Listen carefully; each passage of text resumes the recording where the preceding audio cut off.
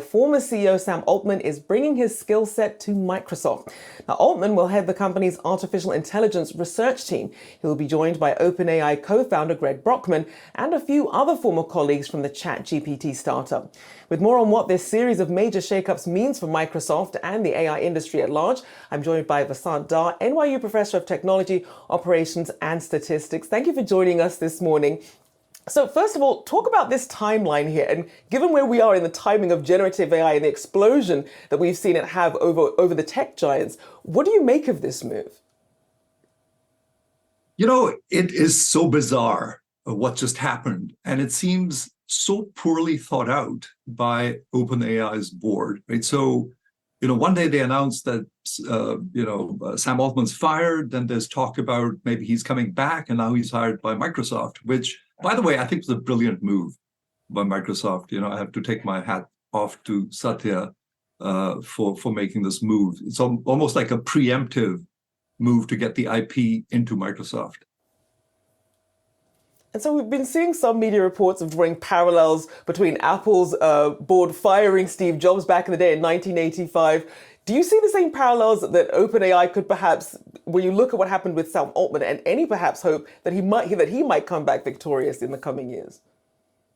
Well, I don't think I don't think that's a great parallel because I think there was some sort of fundamental differences between Jobs and Scully about the direction that Apple should take. Here, it's a bizarre sort of governance structure to begin with, right? OpenAI is governed by a board, like it's a nonprofit entity. And there's several sort of rumors. One is that Altman was talking to Middle Eastern investors. He's basically a money-raising guy. Maybe he was doing that. Then there are also concerns about safety. That maybe he isn't sufficiently concerned about safety. All of these things seem really vague and somewhat weird. It's like Google back in the day, saying we're going to do no evil, and then actually not doing evil and not getting data. I mean, business considerations trump anything else. And at this point, I think, certainly Microsoft sees a need to move quickly, but it's unclear what was going on in OpenAI's board and what they were thinking. But clearly, this was really poorly thought out because, the IP resides in people's heads, and there's little that the board can do about that. And we're still waiting to see the full fallout of how many people, Sam may be able to take with him from OpenAI at this point. So what does this do in terms of resetting the landscape here? Now that Satya has made this move very smartly, very deftly, and in a very short amount of time, what does this do to the competition in this space? Well, I think it sort of further distances Microsoft from the competition, right? They made a brilliant move by investing in OpenAI, 49%, gave them access to the technology. But this move by OpenAI's board actually gives them, carte blanche to the IP, right? I mean, Altman's going to go there, Brockman's going to go there. I bet a bunch of employees will go there because this is a sort of an area where relationships really matter, right? And people like working with people that they have had a good history with. So yeah, expect to see a fair amount of IP just sort of walk out and walk into Microsoft. So great for Microsoft in sort of, further getting ahead of the competition in AI.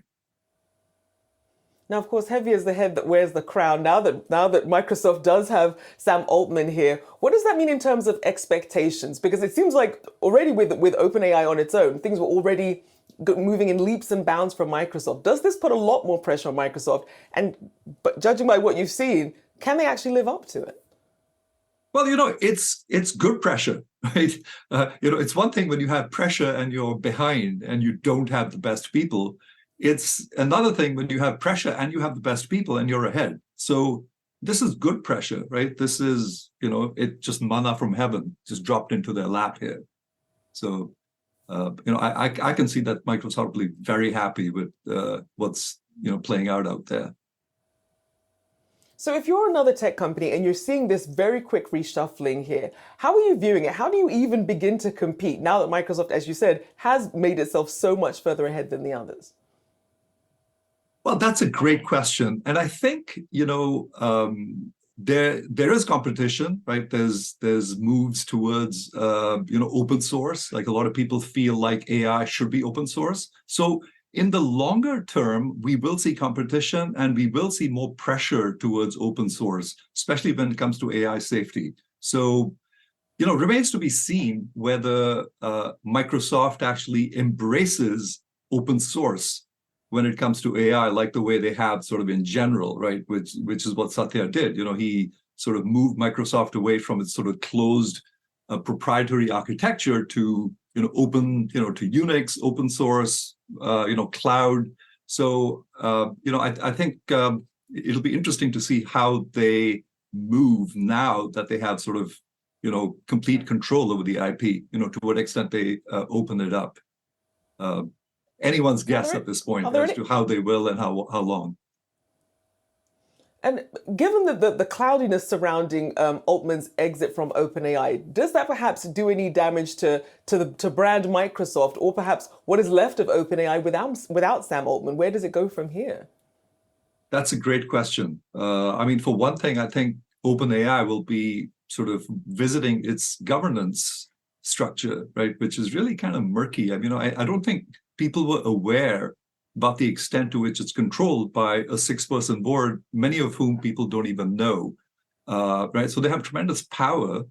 And I think what this move has brought to light is sort of, the fact that governance structure needs to be revisited. And I expect that's what they'll do in the weeks ahead.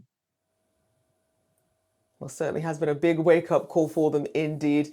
Thank you for breaking this down with us, Vasant Dhar, NYU Professor of Technology, Operations and Statistics, and host of the podcast Brave New World. Thank you for joining us this morning. Thanks so much. My pleasure.